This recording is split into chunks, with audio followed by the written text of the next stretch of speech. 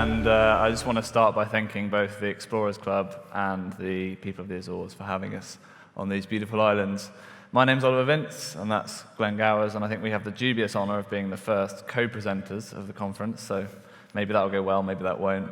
But hopefully it's an interesting look into what we're doing. So we at Basecamp Research, we focus on exploring biodiversity to understand and discover new solutions to human and planetary health challenges through the medium of biotechnology. So a little bit about where we come from. I mean, this is us, actually, surprisingly not that long ago. But we, like a lot of young children around the world, come from a place of wanting to do exploration, wanting to go out there, wanting to discover more, wanting to do, what's next in exploration. And I think it's been a topic of this conversation so far that, exploration maybe in the next 10, 20, 30 years doesn't mean risking life and limb to go to places that we haven't yet been. It might mean going back to the places we've been before and looking at them with a new lens, seeing what we can find in places that we've already visited. And so I think as we think about what comes next, it's a very real consideration for us, and I think we've centered around two core themes. The first being scientific discovery, going and looking at places in a way that people haven't done in the past. And then also trying to find ways of doing good with that. Is there a way that you can share that knowledge, build on that, discover things that are useful to build and use exploration as a force for good in the world?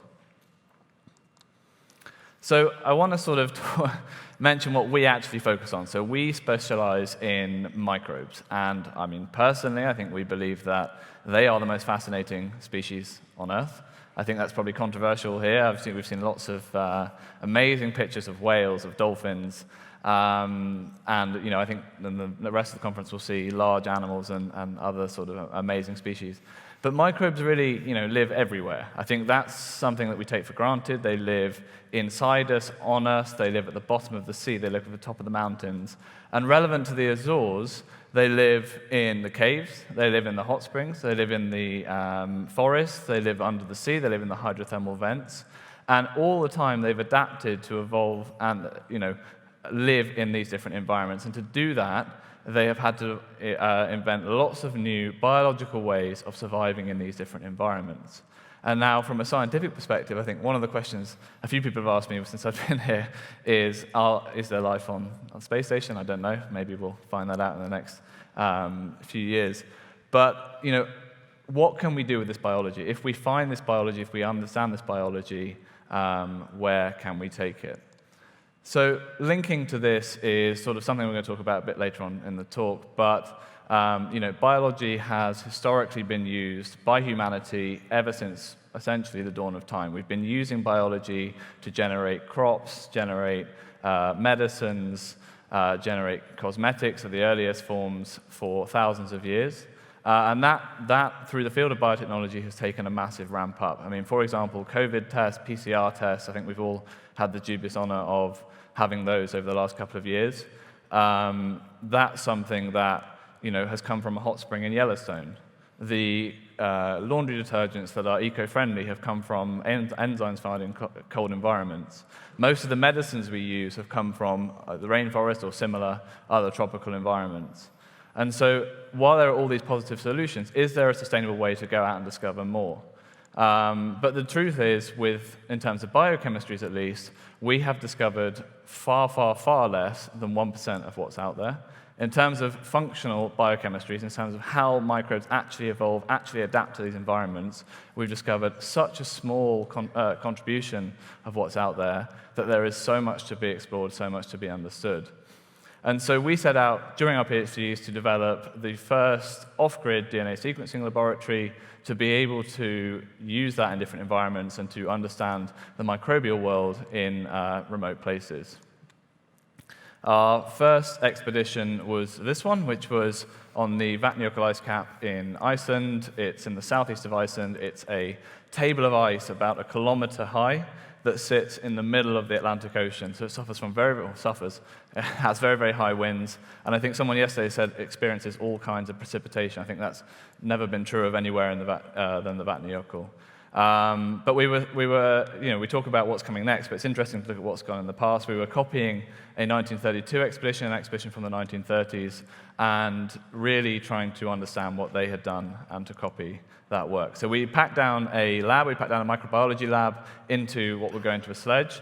That lab would normally be whole rooms of scientists. It would normally be to do this, normally what you'd do is you'd take helicopters into somewhere, you'd take Land Rovers into somewhere, and it would take you months, if not years, to understand the microbiology. So we wanted to see whether we could not only do it on site in real time, but also sort of shrink the cost, shrink the timelines, and just make the understanding of microbiology so much easier, a step change in that understanding.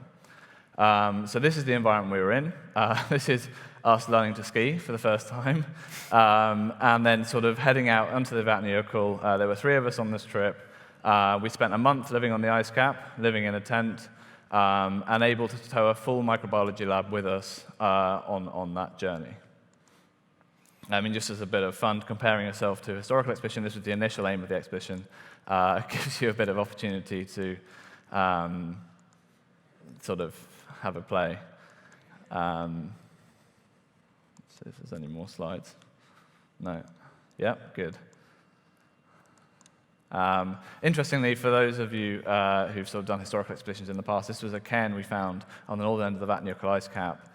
Inside the cairn was their rubbish from 90 years ago, and inside the rubbish was a handwritten note from the 1930s. So 90 years that had been lying undiscovered on the ice cap. So that's just one of the sort of things. But then when we moved forward into this was the microbiology lab that we had. The tent, we lived in that for a month, cooking, cleaning, whatever else in there, but also doing microbiology. And I think when we reflect on how times have changed, microbiology, or studying flora and fauna, used to be done like that on the right, and we sort of shrunk it down to the left. So, in summary of our first work in this field, we went to a hot spring on the northern end of the ice cap. This is an amazing environment if you think about it from a microbiology perspective, because you've got the microbes that have adapted and evolved in the volcano, in the heat, in the chemicals of the volcano, mixing with the microbes that have adapted to evolve in the ice cap that have lived there for hundreds, if not thousands of years. And you've got these mixing, fighting, talking in this hot spring, in the same way that humans mix and talk and communicate. Could we go and understand that unique environment with our lab? And I think the most pertinent point of all of this is that, as an initial finding, more than half of what we found was completely unknown to science. This is something that we've since replicated this across the world, and it's something that's pretty standard of any sample you take. Most of the microbes on the planet, we not even have characterized, we don't even know, we've never even seen them before, we've never even looked at that place before. So there's so much out there to be explored from that perspective. We published a paper on it and got a lot of good reception and sort of span it out and became Basecamp Research, is what it is today. So fast forward a couple of years, and Glen's going to talk to you about Basecamp Research today. Yeah, so we really scaled up that sort of initial concept that we did in Iceland and started a company 2 years ago, and really to combine these two passions of exploration of undiscovered worlds, and in this case, the undiscovered microbial world between our feet, and then combining that with trying to do some rigorous science to do some good in the world where we can create products that change people's lives. And we've hired an incredible team of 20 people now to bring this vision together. This combines explorers and field scientists with biodiversity conservationists and data scientists and biotechnologists. And together, this is not really a new idea, as Ollie alluded to. You've all interacted with products that have come from biodiversity previously, and COVID tests, detergents, medicines, all of these things already come from biodiversity. But critically, all of these in the past have been serendipitous. They've been by chance. We've accidentally found that these things from nature have these applications we can use. And at Basecamp Research now, we want to make that engineered. We want to make that something that's predictable and think of it as a difference between how terrestrial exploration was done in the time of Magellan and the rest, where it was, again, serendipitous to what we do now. We heard from James Garvin yesterday about the Da Vinci expedition off to Venus. That's incredible change in our capacity for exploration. So Basecamp research is replicating this for our microbial world, and as a company, we sit between these two giant spheres of biodiversity on the one side and biotechnology on the other side. Biodiversity, this untapped, undiscovered world of microbes that contain all these amazing kind of resources, but as yet totally untouched. And so we want to, and we are currently partnering with people on the ground to protect these wild, biodiverse places, to help them incentivize the discovery and leverage all of this kind of unfound potential. And then what we do in the middle as a company is to really make sense of all of that data, that it's not just a sort of random upload and we hope we find useful products, but we employ an enormous kind of amount of effort in the data science side to make this data applicable and useful, and then we partner with some incredible researchers on the biotechnology side who are developing useful and great products that can help the world.